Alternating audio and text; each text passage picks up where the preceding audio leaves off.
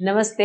आज से हम शुरू करने जा रहे हैं बर्थ कंट्रोल, कॉन्ट्रासेप्शन या फैमिली प्लानिंग के बारे में एक सीरीज, जिसमें आप जानेंगे वो सब कुछ जो बर्थ कंट्रोल के बारे में आपको जानना चाहिए। ये है इस सीरीज का पहला एपिसोड। इसमें मैं आपको बताऊंगी कि कॉन्ट्रासेप्शन होता क्या है, इसका मतलब क्या है, कब यूज करना चाहिए, इसके फायदे क्या हैं, आइडियल कॉन्ट्रासेप्टिव मेथड्स कैसा होता है, कब हम कौन सा मेथड यूज करें और कैसे हम सही कॉन्ट्रासेप्टिव मेथड चूज करें जिसके कि हमें कोई साइड इफेक्ट ना हो।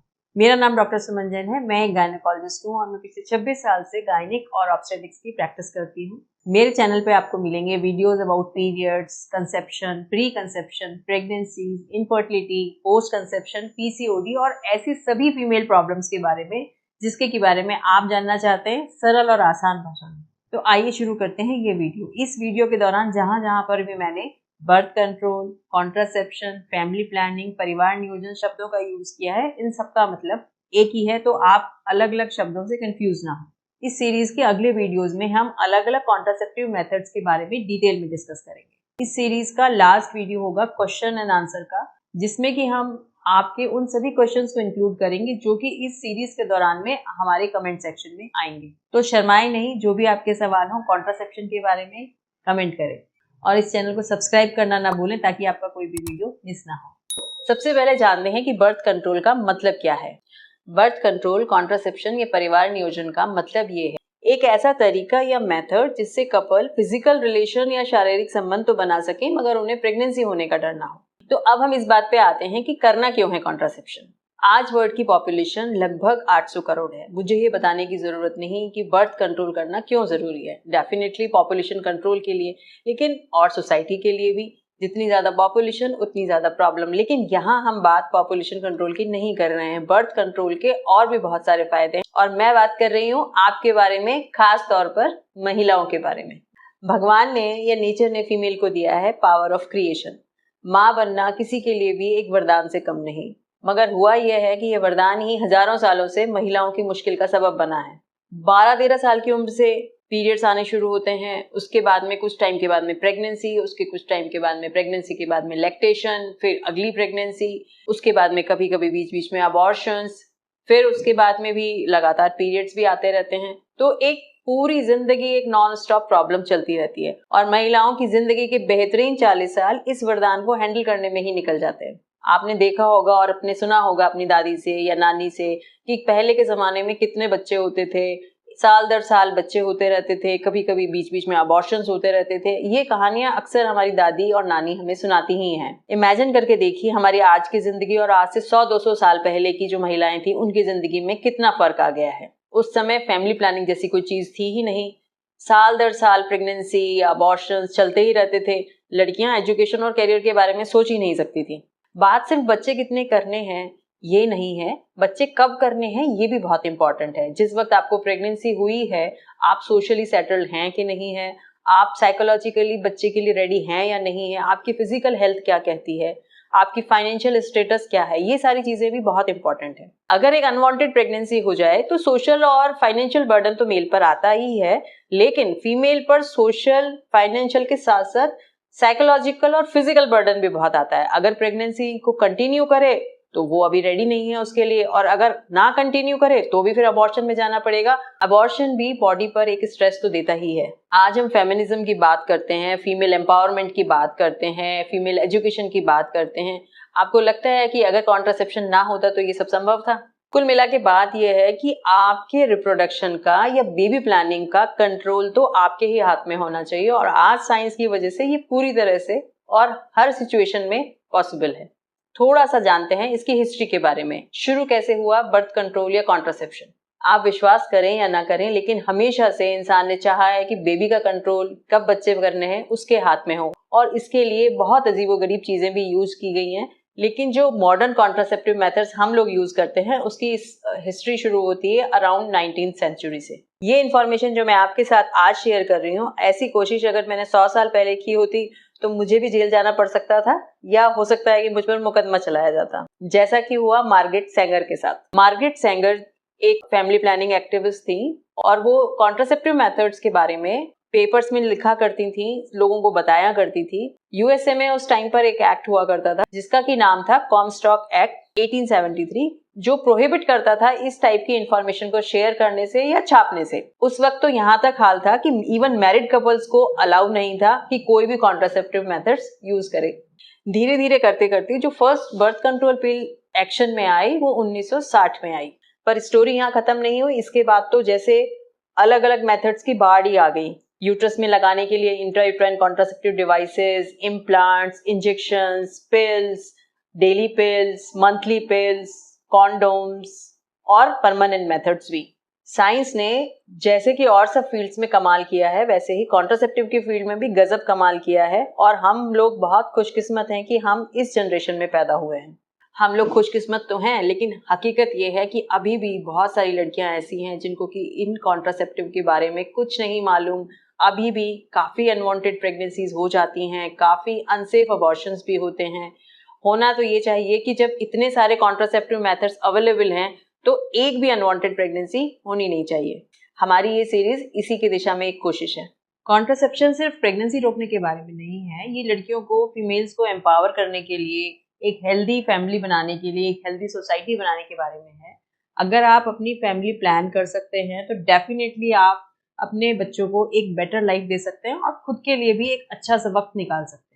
तो नेक्स्ट टाइम कोई भी कपल या कोई भी फीमेल अगर कॉन्ट्रासेप्शन के बारे में बात करने से या बताने से या जानने से शर्मिंदा हो रही तो उसको समझाएं कि ये एकदम नॉर्मल है और जरूरी भी। आइए जानते हैं ऐसी कौन कौन सी सिचुएशंस होती हैं जिसमें कि कपल्स को फैमिली प्लानिंग मेथड्स की जरूरत पड़ सकती है। सबसे पहले तो अगर आपकी शादी हुई है, अर्ली मैरिज है या अभी आप चाहते नहीं है in the initial phase of your marriage कि आपको प्रेगनेंसी हो, तो ये एक टाइम हो सकता है जबकि कि आपको कॉन्ट्रासेप्शन के यूज की जरूरत पड़ेगी।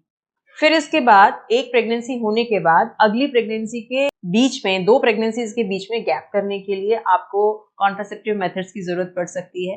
हस्बैंड या वाइफ को कोई इल हेल्थ हो जिसकी की वजह से डॉक्टर्स ने ही आपको मना किया हो कि अभी आपको प्रेगनेंसी नहीं करनी चाहिए, जैसे कि कोई रिसेंट ऑपरेशन हुआ हो या इस तरह की कोई और प्रॉब्लम। कई दफा फीमेल्स को कोई ऐसी बीमारी चल रही होती है, लंबी बीमारी चल रही होती है जिसका कि उनका इलाज चल रहा होता है, तो ये अच्छा होता है कि पहले वो उस बीमारी से निकल आए और उसके बाद ही प्रेगनेंसी का प्लान करें। जैसे कि फॉर एग्जाम्पल डिप्रेशन या हाइपरटेंशन, डायबिटीज, इस तरह की कोई बीमारियां चल रही होती है जिसका कि एक बार उनको कंट्रोल करने के बाद ही प्रेगनेंसी प्लान करनी चाहिए। तो ऐसी टाइम पर भी कॉन्ट्रासेप्शन की जरूरत आपको पड़ जाती है। कई बार पिछली प्रेगनेंसी में कुछ इस तरह के ट्रॉमा, कुछ इस तरह के कॉम्प्लिकेशंस हुए होते हैं, जैसे कि रिकरेंट अबॉर्शंस हो गए हों या कोई पेल्विस इंजरी हुई हो या किसी को अगर सिजेरियन डिलीवरी हुई हो, तो भी आपको अगली प्रेगनेंसी से पहले डेफिनेटली कुछ टाइम चाहिए होता है जिसमें कि आपको कॉन्ट्रासेप्टिव मेथड्स की जरूरत पड़ सकती है। कभी कभी फीमेल को या कपल्स को कोई ऐसी बीमारी होती है जो कि बच्चों में ट्रांसमिट हो सकती है, जैसे कि हीमोफीलिया हो सकता है या सिफिलिस हो सकता है या इस टाइप की कुछ बीमारियां जो आपको ये डर है कि आपके होने वाले बच्चे में ना हो जाए, तो उस टाइम पे भी उनका ट्रीटमेंट करने के बाद में ही आपको प्रेगनेंसी का प्लान करना चाहिए। कभी कभी ऐसा भी होता है कि कुछ कपल्स के बच्चे जो हैं एबनॉर्मल होते हैं, तो उसमें भी उनको टाइम चाहिए होता है कि पहले एक बार ये पता कर लें या ट्रीटमेंट कर लें या ये कंफर्म कर लें कि आगे आने वाले बच्चे एबनॉर्मल तो नहीं होंगे। इन सब के अलावा, ये तो मेडिकल रीजंस हो गए, इन सब के अलावा कई बार फैमिली के सोशल और फाइनेंशियल लिमिटेशंस भी होते हैं, तो वो आप अपने पूरे करके अपने आप से कंफर्टेबल होने के बाद ही आपको प्रेगनेंसी का प्लान करना चाहिए। इन सब के बाद में जब आपकी फैमिली कंप्लीट हो चुकी है तो या तो आप कोई परमानेंट मेथड यूज करेंगे, लेकिन समटाइम कपल्स किसी भी ऑपरेटिव प्रोसीजर में या परमानेंट मेथड यूज नहीं करना चाहते, तो उस दौरान में भी फैमिली कंप्लीट हो चुकी है, अब आपको प्रेगनेंसी नहीं चाहिए, लेकिन आप किसी परमानेंट मेथड की बजाय टेम्परेरी मेथड्स या रिवर्सिबल मेथड्स यूज करना चाहते हैं, तो वो भी एक टाइम होता है जब क्योंकि आपको डिफरेंट अलग अलग तरीके के मेथड्स की जरूरत पड़ सकती है। ये इंफॉर्मेशन कि कॉन्ट्रासेप्टिव मेथड्स कैसे यूज करें, कौन यूज करे, किस तरीके से यूज किया जाए, क्या हम मिक्स पैटर्न भी यूज कर सकते हैं, किसको जरूरत है इन इंफॉर्मेशन की, ये इंफॉर्मेशन उन सभी के लिए जरूरी है जो भी कोई सेक्सुअली एक्टिव है और जिसको कि माहवारी आ रही है या जिसको कि अभी मीनोपॉज नहीं हुआ है। वो सभी, चाहे वो 20 साल के हों, 40 साल के हों, फैमिली अभी शुरू ही हुई है या कंप्लीट हो चुकी है या दो बच्चों के बीच में गैप करना है, सभी लोगों के लिए ये इंफॉर्मेशन की बहुत जरूरत है। आप तो जानते ही हैं कि साइंस ने बहुत तरक्की कर ली है, फैमिली प्लानिंग में भी ये पीछे नहीं है। कैसा मेथड आप चाहते हैं? आप रोजाना गोली खाना चाहते हैं या आप चाहते हैं कि नहीं नहीं गोली कौन खाएगा, हमें तो कुछ और मेथड बताइए। आप चाहते हैं कि नहीं हमें 2 बच्चों के बीच में स्पेस करना है तो हमें कोई रिवर्सेबल मेथड चाहिए, या आप ये चाहते हैं कि नहीं अब हमारी फैमिली कंप्लीट हो गई है, अब हमें तो परमानेंट मेथड चाहिए। आपकी अभी अभी डिलीवरी हुई है तो आप कोई ऐसा मेथड चाहते हैं जिससे कि बच्चे के दूध पे कोई असर ना हो, या आप ऐसा चाहते हैं कि कुछ ऐसा मेथड हो जो लंबा हो, एक ही बार में गए डॉक्टर के पास और लंबा इंतजाम हो गया, या आप चाहते हैं कि नहीं रोजाना गोली नहीं खाना चाहते, हमें हफ्ते की गोली चाहिए। कहने का मतलब ये है कि आपकी रिक्वायरमेंट 1000 लेकिन सबकी सॉल्यूशन अब हमारे पास अवेलेबल है। यहाँ तक कि बहुत सारी मेडिकल सिचुएशंस में भी, जैसे कि किसी को अगर एक्ने है, पिंपल्स है, उसके साथ में उसको कॉन्ट्रासेप्शन चाहिए, किसी को ओबेसिटी है उसके साथ में उसको कॉन्ट्रासेप्शन चाहिए, किसी को कोई और मेडिकल प्रॉब्लम है, हर मेडिकल प्रॉब्लम के या उसकी सिचुएशन के हिसाब से बहुत सारे मेथड्स अवेलेबल हैं। तो एक आइडियल कॉन्ट्रासेप्टिव मेथड होना कैसा चाहिए? आइडियल कॉन्ट्रासेप्टिव मेथड उसे कह सकते हैं या ऐसा होना चाहिए जो कि महंगा ना हो, ऑफ कोर्स आपका पॉकेट फ्रेंडली हो, दूसरा यूज करना आसान हो या यूजर फ्रेंडली हो, इजी इंस्ट्रक्शंस हो जिसके, तीसरा ये है कि बार बार डॉक्टर के पास ना जाना पड़े, एक बार गए या 2 बार गए ये कम जाना पड़े। इसके अलावा जो इन्वेजिव ना हो, इन्वेजिव का मतलब जिसमें कि कोई प्रोसीजर ना करना पड़ता हो, और इससे भी ज्यादा जरूरी कि जिसका फेलियर रेट कम हो। फेलियर रेट का मतलब होता है कि जहां पे आपने कॉन्ट्रासेप्टिव मेथड यूज किया और उसमें यूज करने के बावजूद प्रेगनेंसी होने का डर ऑलमोस्ट निल हो या कम से कम हो, इसको कि हम फेलियर रेट कहते हैं। कोई ऐसा मेथड हो जो बार बार लेना ना पड़े, एक ही बार में आपका काम हो जाए। इसके अलावा ऐसा भी मेथड हो जिसकी कि कोई साइड इफेक्ट ना हो, और अगर कुछ एक्स्ट्रा बेनिफिट मिल जाए तो सोने पे सुहागा। आजकल बर्थ कंट्रोल के ज्यादातर मेथड्स 100% सेफ होते हैं या मोस्टली सेफ होते हैं, लेकिन आपको इसके बारे में डिटेल में डॉक्टर से समझ के, और जो हम अभी इन वीडियोस में डिस्कस करेंगे वो समझ के तभी आप चूज करें कि आपको कौन सा मेथड यूज करना है जो आपको सूट करेगा। ऐसा नहीं है कि मेरी फ्रेंड ने कॉपर टी लगाया था उसको सूट नहीं करा तो मुझे भी नहीं लगाना है, मेरी फ्रेंड ने गोलियां ली थी उसको यूज सूट कर गई है तो मुझे भी यही सूट करेगा। आप दूसरों के यूज के हिसाब से नहीं, अपने बारे में जान के समझ के डॉक्टर से कंसल्ट करके तभी डिसाइड करें कि आपको कौन सा मेथड सूट करेगा।